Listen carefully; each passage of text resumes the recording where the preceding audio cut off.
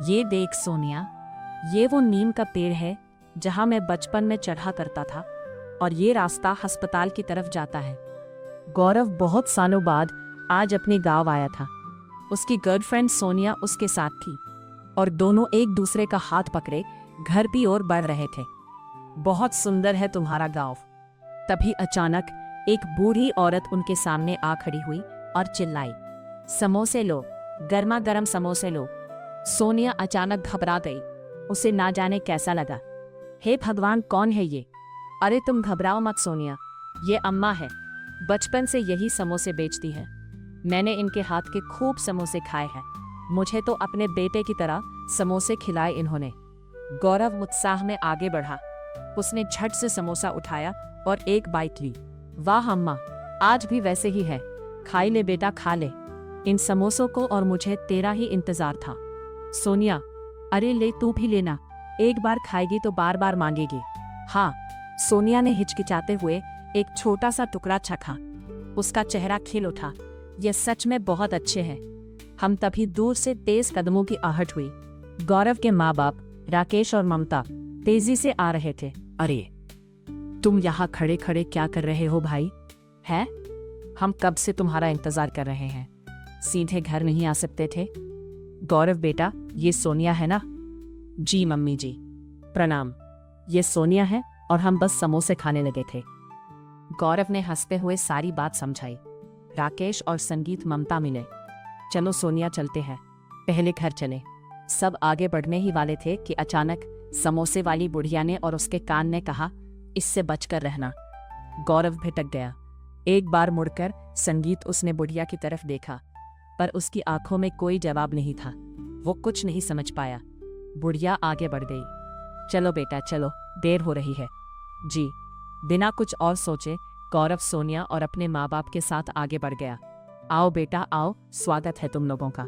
जी mummy जी, बहुत शुक्रिया। सब अंदर आए, बैठ गए। चाय और नाश्ता हुआ। बेटा, शहर में सब ठीक तो है ना? अरे सब ठीक है पापा, बस आप लोग याद आते थे। हमें भी तेरी याद आती है। तेरे बिना घर सुना सुना लगता है। तभी अचानक उसकी नज़र कोने में रखी पुरानी फ्रेम पर पड़ी।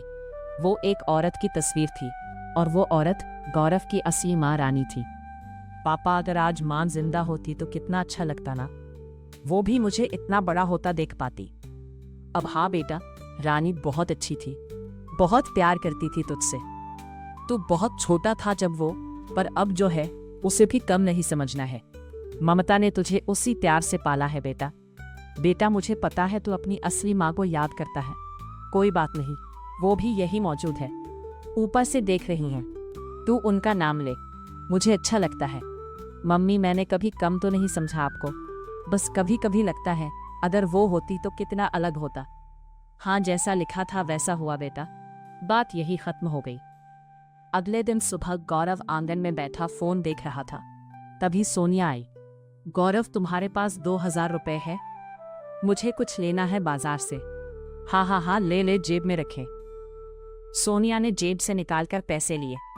ये सब ममता देख रही थी। कुछ देर बाद फिर वही सोनिया ने एक पार्लर वाली दीदी के लिए पैसे मांगे। ये सब ममता देख रही थी। ये चल क्या रहा है? उसी शाम गौरव का दोस्त मनोज आया। अरे गौरव, अरे तू आ गया और तूने मुझे बताया भी नहीं। अरे कितने साल बाद लौटा है भाई गाँव। अरे मैं कब से इंतजार कर रहा था यार तेरा। अरे मनोज, अरे तू तो और भी मोटा हो गया यार भाई। है, अरे आते ही तुझसे मिलने वाला था यार, पर बस ऐसा ही हो गया। अच्छा, इससे मिल, ये है तेरी होने वाली भाभी। हाय। अच्छा, नमस्ते जी। नमस्ते। वो लोग बैठ गए, बीते दिनों की यादें ताज़ा करने लगे। कुछ ही देर में समोसे वाली बुढ़िया ने बाहर से आवाज लगाई, समोसे ले लो, समोसे। अरे समोसे वाली अम्मा, ये है। मनोज, मैं अभी समोसे लेकर आता हूँ। हाँ। गौरव चला गया। सोनिया और मनोज अकेले रह गए। ममता की नज़र अब भी सोनिया पर थी। कुछ देर बाद गौरव आया और समोसे खाए गए। फिर मनोज चला गया। अगले दिन मौका पाकर ममता ने गौरव से कहा, गौरव, जरा बात करनी है। बोलिए मम्मी। देख बेटा, सोनिया बहुत अच्छी लड़की लग रही है, पर मुझे कुछ कमियां दिख रही है। बस सोचा तुझे बता दूं। अब कैसी कमियां? पहली बात तो ये कि ये तुमसे पैसे मांगती ही रहती है। ऐसा लगता है जैसे तुम्हारे पैसों के पीछे हो। अरे नहीं मम्मी, अरे ऐसा कुछ भी नहीं है। वो ज्यादातर ना ऑनलाइन पैसा रखती है। यहाँ गांव में नेटवर्क ठीक नहीं है ना, इसलिए मुझसे ले लेती है। दूसरी बात, आज जब तुम्हारा दोस्त आया था, तुम समोसे लेने चले गए थे, तो सोनिया उससे बिल्कुल अलग ही बात कर रही थी। मतलब उसके बोलने का अंदाज, हंसी, हाथ, ऐसा लग रहा था जैसे उस पर डोरे डाल रही हो। मम्मी रुकिए, आप जो कह रही है वो बिल्कुल गलत है। ऐसा कुछ नहीं हो सकता। प्लीज सोनिया के बारे में ऐसा मत कहिए। मैं उसे जानता हूँ। बेटा मैं बुरा नहीं चाहती। बस मम्मी, बस आगे से ऐसी बात मत कीजिएगा प्लीज। गौरव वहां से चला गया, लेकिन उसके दिल में शक आ चुका था। कई दिन बीत गए। गौरव के मन में ममता की बातें जरूर थी, पर वो उन्हें दबाता रहा।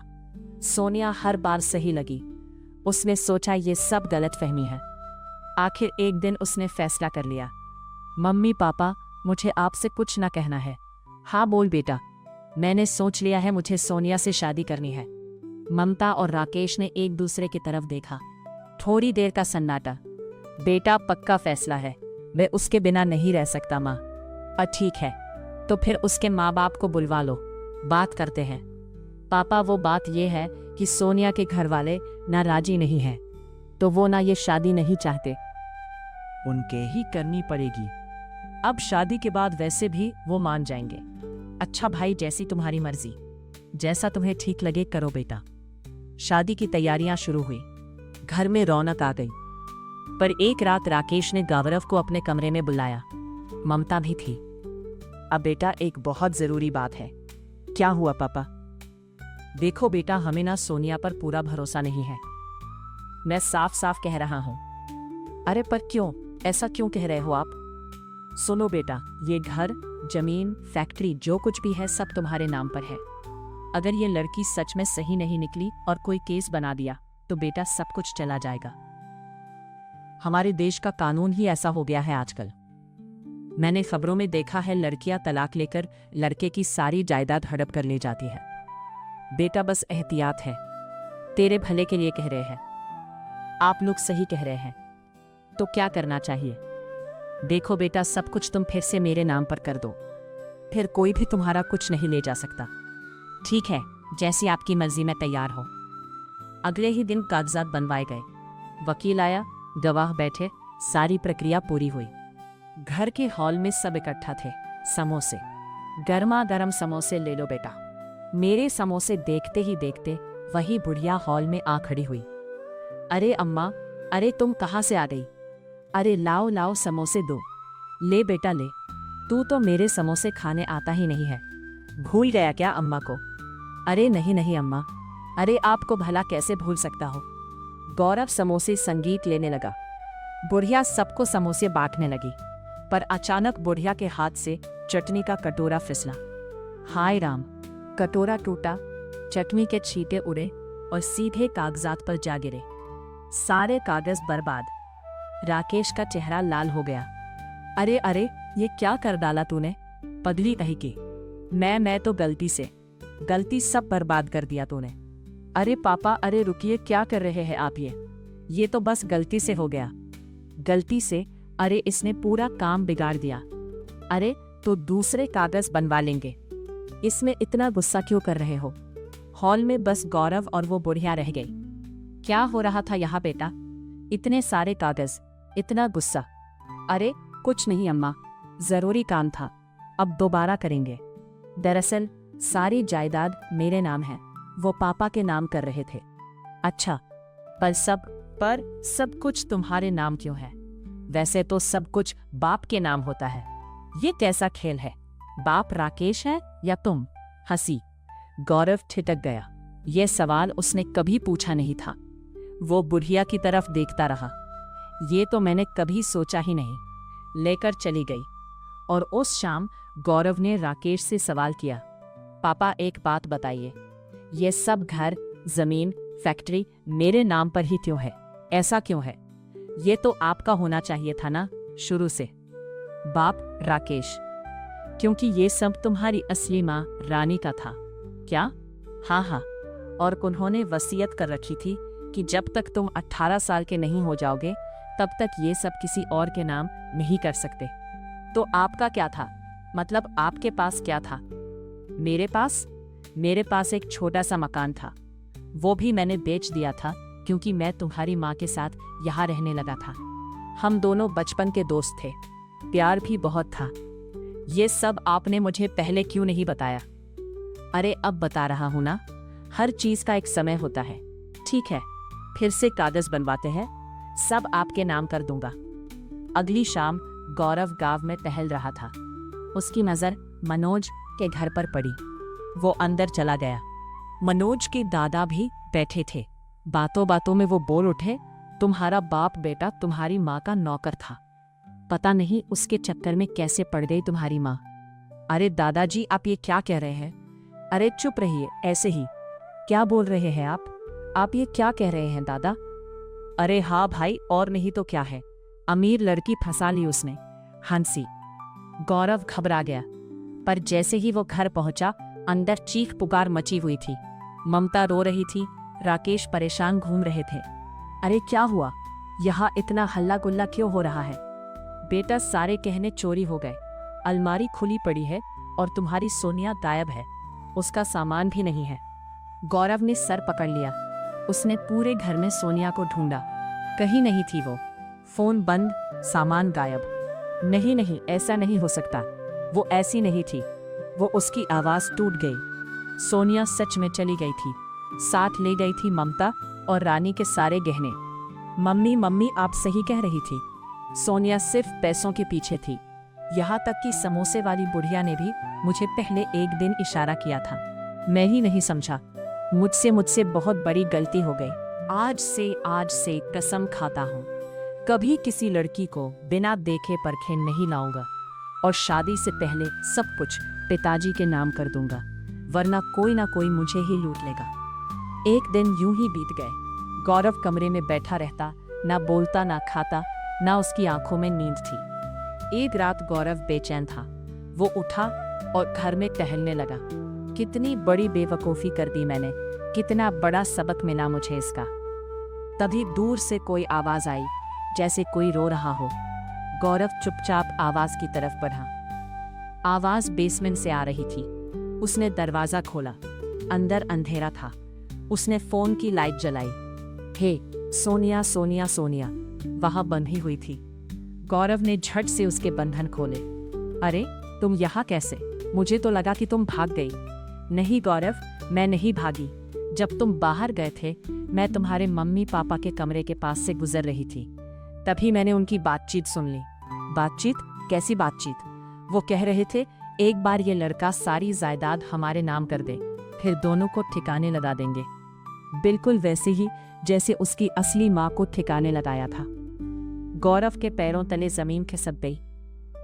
मैं वहां से भागने ही वाली थी। उन्होंने मुझे देख लिया। दोनों ने मुझे पकड़ा और यहाँ बंद कर दिया। गौरव का खून खोल उठा। वो सीधा हॉल में आया।